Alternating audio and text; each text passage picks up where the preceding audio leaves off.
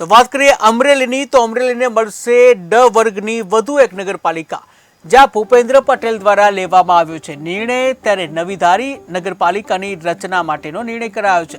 ત્યારે નવી ધારી નગરપાલિકા 160મી નગરપાલિકા હશે, જ્યાં ધારી ગ્રામ્ય પંચાયતને નગરપાલિકાનો દરજ્જો આપવાનો નિર્ણય કરવામાં આવ્યો.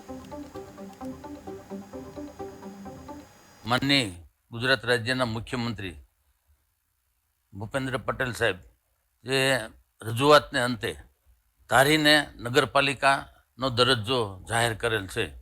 પહેલાં તો માનનીય મુખ્યમંત્રી સાહેબને ખૂબ ખૂબ અભિનંદન આપું છું કે મારા વિસ્તારના ડેવલપિંગ માટે આમ જે ધારીને ગ્રામ પંચાયતને આજુબાજુના પરાઓ ભેળવી અને મોટી નગરપાલિકા બનાવી, ખૂબ ખૂબ અભિનંદન આપું છું.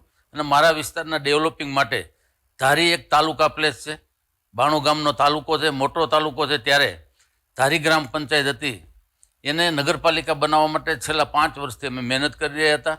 અને મહેનતના ભાગરૂપે જ્યારે આપણા રાજ્યના મુખ્યમંત્રી જે મારા વિસ્તારમાં ખૂબ જ કામો આપ્યા છે, આવો વિસ્તાર વધારેમાં વધારે ડેવલપ થાય. આજ પછાત વિસ્તાર છે ધારી તાલુકો, ખાંભા તાલુકો, ત્યારે આ વિસ્તારમાં વધારેમાં વધારે ડેવલપિંગના કામ મને જ્યારે મુખ્યમંત્રી સાહેબે આપ્યા છે, ત્યારે મારા વિસ્તારોનું વધારેમાં વધારે ડેવલપિંગ થાય એના માટે હું પ્રયાસો કરી રહ્યો છું. માનનીય ગુજરાત રાજ્યના મુખ્યમંત્રી ભૂપેન્દ્ર પટેલ સાહેબ જે રજૂઆતને અંતે ધારીને નગરપાલિકાનો દરજ્જો જાહેર કરેલ છે. પહેલાં તો માનનીય મુખ્યમંત્રી સાહેબને ખૂબ ખૂબ અભિનંદન આપું છું કે મારા વિસ્તારના ડેવલપિંગ માટે